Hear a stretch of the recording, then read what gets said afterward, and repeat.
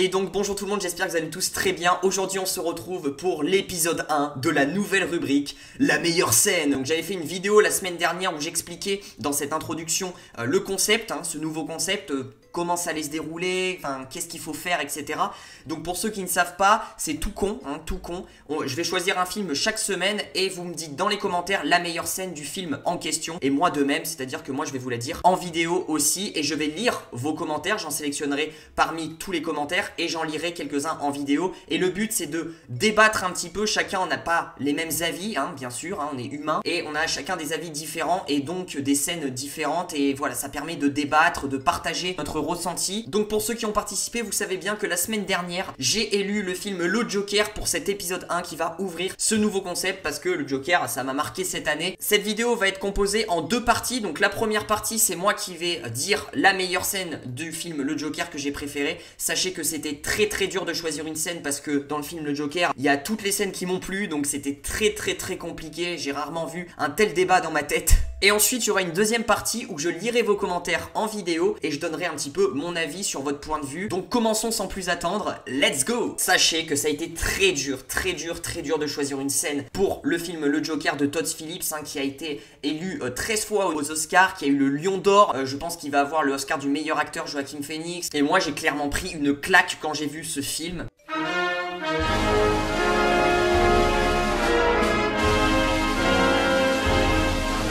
C'est la scène de la salle de bain au milieu du film où le Joker se met à danser pendant 1 minute 30 tout seul dans la salle de bain. Elle est monstrueuse cette scène, elle est magistrale, ça m'a foutu les frissons au cinéma. C'est la première fois que ça me fout autant de frissons, autant d'émotions au cinéma. Vraiment j'ai été surpris par moi-même. J'ai versé même la petite larme, ça a été quand même, ça m'a pris par les tripes cette scène. C'est pour moi la meilleure scène à mon goût du film Le Joker, même si comme je vous l'ai dit, il y a tellement de scènes qui sont exceptionnelles dans le film Le Joker de Todd Phillips, mais celle-là pour moi elle est au-dessus, comme je vous l'ai dit, sur l'émotion que ça m'a procuré en tant que spectateur au cinéma. Et il y a surtout aussi le fait que, en fait, il n'y a aucun bruit, il y a juste la musique. Call Me Joker, il me semble c'est la musique phare, c'est ma musique préférée de la bande son, qui a été composée par une musicienne, je sais plus, des pays nordiques. Je vais écorcher son nom, mais elle s'appelle Hildur Guðnadóttir. Voilà, j'écorche totalement son nom de famille parce que je pense que ça se dit pas du tout comme ça. Juste pour dire que cette musicienne a été juste exceptionnelle. Toute la bande son du Joker, j'ai adoré, et surtout cette musique là qui est positionnée à l'instant précis où en fait là c'est le déclic, c'est là où tu vois que Arthur Fleck en fait c'est plus Arthur Fleck et c'est le Joker, c'est là où il se transforme. Il arrive tout d'abord par la porte, il ferme la porte et il est assez essoufflé, assez paniqué parce qu'il vient de tuer 3 personnes et ensuite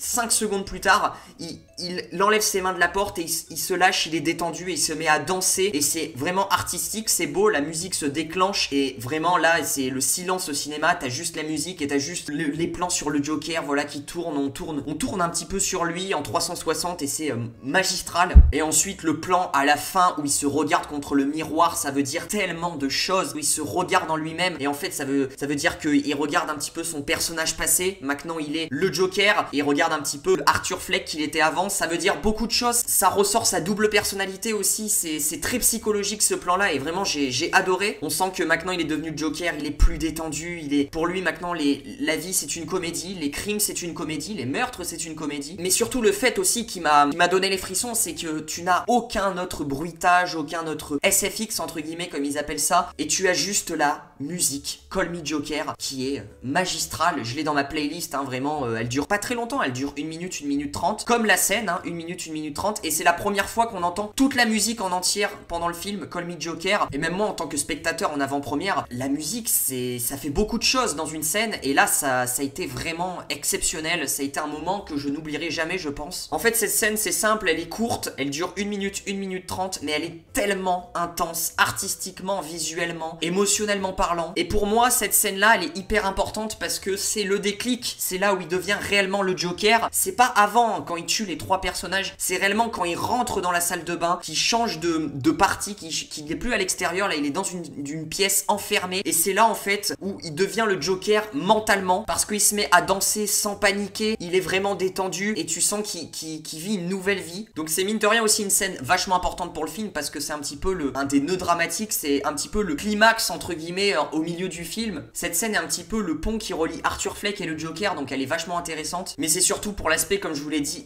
émotion, frisson au cinéma. Enfin ça m'a pris les tripes, surtout la musique aussi qui m'a pris les tripes, et ça m'a choqué, mais positivement quoi. Mais en plus chez moi c'est très rare qu'une scène me prenne les tripes comme ça, vraiment je le dis clairement, mais j'insiste dessus, mais ça a été une claque. Mais Joaquin Phoenix, hein, bien sûr on en parle un petit peu, mais il a été magistral dans tout le film, vraiment, et pour moi il doit avoir largement l'Oscar du meilleur acteur, hein, bien sûr on en reparlera, mais largement. Voilà, maintenant j'ai dit ma meilleure scène du film Le Joker, maintenant je vais lire vos commentaires que vous m'avez posés dans la vidéo précédente du coup. Le premier commentaire est de Marley Jackson, on va le lire. Bon, je suis désolé, je vais sûrement pas être original, j'ai pas encore lu les autres coms, mais pour moi la meilleure scène c'est celle de la danse dans l'escalier. Quoiqu'en écrivant ça, je me rends compte qu'il y en a une tout aussi importante, donc finalement je vais dire la scène du métro quand il tue les trois mecs qui faisaient chier et qui l'ont tabassé. Je choisis cette scène car c'est l'élément déclencheur, si je puis dire. C'est à ce moment qu'on sait qu'il n'y a plus de retour en arrière possible. La folie et le mal-être du gars a pris le dessus pour toujours quoi. Super concept. Bah déjà merci à toi Marley Jackson. Et la scène qu'il a pris Marley Jackson, c'est assez intéressant parce que c'est la scène juste avant que celle que j'ai pris en fait, la scène de la salle de bain. Lui sa scène préférée c'est la scène du train, du métro où il tue les trois mecs. C'est vrai qu'elle est assez intéressante parce que là c'est là en fait où il sort son flingue. Moi j'étais assez surpris, je m'y attendais pas du tout. Donc j'ai fait un petit bond, je m'en rappelle quand il avait dégainé son flingue et qu'il avait tiré sur le premier individu. C'est vrai que j'avais fait un petit bond et c'est vrai qu'elle est assez forte aussi cette scène parce que moi ce que je me souviendrai aussi de cette scène surtout, c'est quand il y a le dernier mec qui sort du métro, qui est déjà blessé à la jambe et qui rampe et que t'as Arthur qui arrive en marchant, mais genre une marche rapide assez psychopathe, hein, j'ai envie de dire. Il marche rapide avec son flingue pointé dessus sur le mec, il arrive, il se positionne droit dessus comme un robot, on aurait dit tellement un robot, genre il se contrôle plus, et il tire jusqu'à ce que son chargeur soit vidé. Et là c'est assez intéressant parce que tu vois qu'en fait on dirait il tire sur son passé entre guillemets, parce que vide de toutes les balles très rapidement, on dirait qu'il a vraiment envie et ça lui fait rien en fait, vide son chargeur comme ça sans cesse et qui tire alors que le mec il a déjà pris une balle dans la jambe, le mec on sait qu'il va mourir, mais ça ne fait rien, il tire 3 balles, 4 balles sur lui avec aucune émotion, et c'est après qu'il se met à courir, qu'il va dans la salle de bain. Et c'est vrai que ça m'a marqué aussi le fait qu'il n'ait aucune émotion là, Arthur Fleck, dans ce moment là. Et c'est aussi à ce moment là aussi que tu vois qu'il devient le Joker, même si pour moi je pense qu'il devient le Joker plus dans la salle de bain comme je vous l'ai dit, où là psychologiquement parlant il danse et tout, et là ça y est il a changé, il est passé de l'autre côté. Ensuite on a le commentaire de Landry qui dit: la scène du film que j'ai préférée c'est la scène où il parle à sa psy au début et que tu as un passage très rapide d'Arthur se frappant la tête contre un mur, puis on revient sur la séquence de base, et ça m'a fait poser une question: est-ce que c'est réellement dans sa tête, ou est-ce que c'est quelque chose qui s'est passé, ou encore est-ce que c'est quelque chose qui va se passer? La complexité de ce simple plan m'a fait poser beaucoup trop de questions. Effectivement, je vois de quoi tu veux parler, c'est la scène au début en fait où il est chez la psy, Arthur Fleck. On a une microseconde en fait où on a un plan où on a Arthur qui se tape la tête contre un mur, je crois que c'est un mur, je crois à l'hôpital, c'est genre dans le futur, c'est à la fin dans l'hôpital psychiatrique parce que c'est tout blanc et ça m'a l'air d'être à l'hôpital. Donc c'est vrai que ce simple plan est assez complexe, assez intriguant parce qu'on se pose beaucoup de questions. Est-ce que toute l'histoire du Joker, mais c'est ça aussi qu'on s'est posé quand même à la fin du film, tout le monde se la pose et on ne saura jamais la réponse de Todd Phillips. Est-ce que le Joker c'est toute une histoire en fait qui est dans la tête de Arthur Fleck, toute l'histoire c'est juste dans sa tête, ou est-ce que c'est vraiment vrai? Est-ce que c'est vraiment l'histoire de Arthur, ou c'est une simple imagination entre guillemets? C'est vrai qu'il y a pas mal de questions qu'on peut se poser juste avec ce plan en fait qui nous montre un petit peu la fin du film Le Joker, parce que là où il se tape contre la tête c'est à la fin du film où il est à l'hôpital psychiatrique. Donc c'est vrai que c'est assez bizarre parce qu'en fait on peut penser que quand il est à l'hôpital psychiatrique dans ce plan, et ben en fait il pense à tout à tout. En fait, il se raconte dans sa tête une histoire de ce qu'il aurait voulu faire en fait. Donc c'est vrai que ça dépend les interprétations de différents spectateurs, parce que c'est très probable aussi que cette histoire ça soit une simple imagination dans la tête de Arthur Fleck, ça soit juste dans sa tête, juste par le biais de ce plan. Et puis il y a plein d'autres plans qui sont assez bizarres aussi, qui nous font poser des questions. Il y a aussi à la fin quand Arthur est à l'hôpital psychiatrique, il parle pareil avec une autre psychiatre, et là en fait il y a une image pareille, un plan de Bruce Wayne en fait avec ses parents qui sont assassinés, la fameuse scène dans la ruelle où ses parents sont assassinés. On a la même scène et Arthur rigole de ça, que Bruce Wayne se retrouve tout seul et tout. Et c'est vrai que rien que ça aussi nous montre, est-ce que c'est dans sa tête ou est-ce que c'est vraiment vrai, parce que c'est vrai que c'est assez intriguant. C'est vrai que je suis assez partagé, parce que à savoir si c'est vraiment la vraie histoire, comment ça s'est passé du personnage du Joker, ou c'est l'histoire mais dans la tête de Arthur Fleck, c'est lui qui la raconte entre guillemets. C'est vrai que Landry, pour le coup là c'est assez original le fait que t'aies choisi cette scène pour ta meilleure scène. Donc c'est ça qui est cool dans cette rubrique là, c'est que chacun on diverge, voilà, on n'a pas les mêmes scènes en fait qu'on préfère, et c'est cool, on peut parler un petit peu chacun de nos scènes. Et c'est vrai qu'elle est aussi intéressante hein, cette scène chez la thérapeute, elle est très intéressante. C'est vrai que je ne saurais te répondre sur les 3 questions que tu as posées, Landry. Est-ce que c'est réellement dans sa tête, ou est-ce que c'est quelque chose qui s'est passé, ou encore est-ce que c'est quelque chose qui va se passer dans le futur? C'est vrai que rien que la complexité de ce plan, moi je ne pourrais pas te répondre, parce que les 3 questions, enfin les 3 questions que tu poses, elles peuvent être largement vraies, et elles se valent toutes en fait. Donc franchement en fait c'est après à chacun son interprétation, comme je vous le dis, du spectateur, de nous-mêmes. Ensuite on a un commentaire de Que du rire. Perso, ma scène préférée c'est la scène dans les escaliers, et que tu vois qu'il est vraiment starbé, et que pour une fois il est heureux avec une musique qui colle très bien avec cette scène magique, même si j'hésite avec la scène du Blood Smile. Ah bah ouais, le Blood Smile c'est une scène, moi franchement le Blood Smile ça serait la scène que je mettrais en 2e position moi, si je devais faire un top 3 de mes meilleures scènes du Joker, parce qu'elle est magique cette scène. Mais toi t'as choisi du coup la scène dans les escaliers à la fin, bah assez mythique hein, cette scène. Moi je l'ai pas, bah j'ai bien aimé cette scène, mais c'était pas une de mes préférées, mais elle est quand même très intéressante, parce que il y a toute cette symbolique du au départ il monte les escaliers tête baissée et très lentement, avec pas d'envie, enfin tu vois qu'il est dégoûté, il est dépressif, enfin il en a marre de la vie, et ensuite il descend à toute vitesse en dansant, vraiment avec la musique qui va bien, un petit peu rock'n'roll. Donc tu vois en fait le parallèle, et en fait c'est un petit peu l'évolution, il a appris, il a grandi, il est le Joker maintenant, il est plus Arthur Fleck. Et il y a pareil, il a même le même parallèle en fait au début et à la fin de l'histoire, sur la scène de l'ascenseur aussi, quand t'as Arthur qui prend l'ascenseur tout dégoûté, tout le bordel, avec une musique triste, enfin vraiment pareil dépressif, et à la fin il le prend pour descendre, pour aller au Chaude-Meuret, justement il se dirige vers Chaude-Meuret, il descend de chez lui, il prend l'ascenseur, il est maquillé, il a le sourire. Donc un choix de scène aussi très intéressant de la part de Que du rire quand même, de la scène des escaliers. On va passer tout de suite au prochain commentaire de C'est moi. Bah tu vois le Joker, c'est ce que je voulais avec la scène de danse dans les escaliers, car elle est pour moi emblématique avec la musique rock'n'roll. Déjà le film joue avec la montée et la descente des escaliers, qui montre que le comportement de ce personnage devient de plus en plus flou. Voilà, c'est ce que j'ai juste un petit peu dit avant. L'acteur a une super performance, et il nous le montre dans ce film avec ses danses improvisées magnifiques dans la descente de ces escaliers. Petite anecdote, Todd Phillips n'avait pas trop d'idées pour cette scène, il voulait juste montrer le parallèle entre la descente et la montée des escaliers, et a donc demandé à Joaquin Phoenix de lui proposer de faire carte blanche. C'est comme ça qu'il produit cette danse, en faisant plein de clins d'œil comme un mouvement exercé par James Carrey. Pour moi c'est la meilleure scène, il n'y a pas meilleur, continue tes vidéos, elles sont toujours géniales. Bah déjà merci à toi de ce petit commentaire à la fin de C'est moi, et en tout cas c'est un argument voilà qui est assez développé, ça c'est cool pour débattre dessus. Donc ça je ne savais pas, la petite anecdote que Todd Phillips en fait il a laissé carte blanche à Joaquin Phoenix, donc ça tu m'apprends quelque chose, et peut-être tu nous apprends quelque chose. Non mais c'est vrai que je suis d'accord avec toi, il y a un gros travail du jeu d'acteur de la part de Joaquin Phoenix, parce que il a été incroyable. On va en reparler de ce jeu d'acteur, mais c'est vrai que la scène des escaliers aussi, le fait qu'il ait carte blanche, c'est là où tu vois que c'est un grand acteur. Franchement la danse est cool, et puis la scène est hyper cool avec la musique en rock en fond. Et puis tu vois que là il est heureux, il est content.